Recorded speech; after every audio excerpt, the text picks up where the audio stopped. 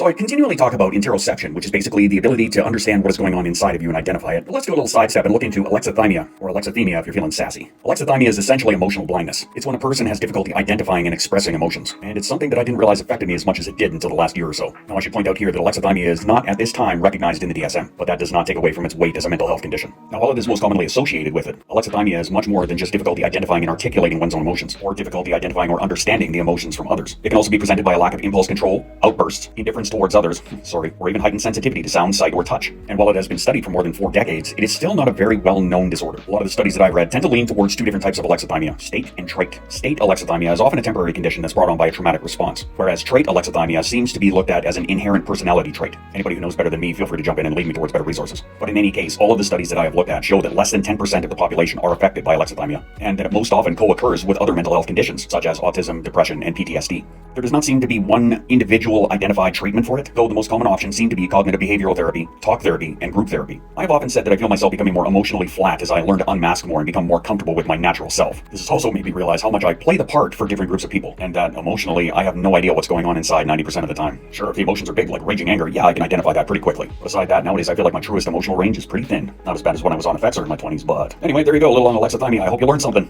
And if you did, smash all the button thingies and things and the things.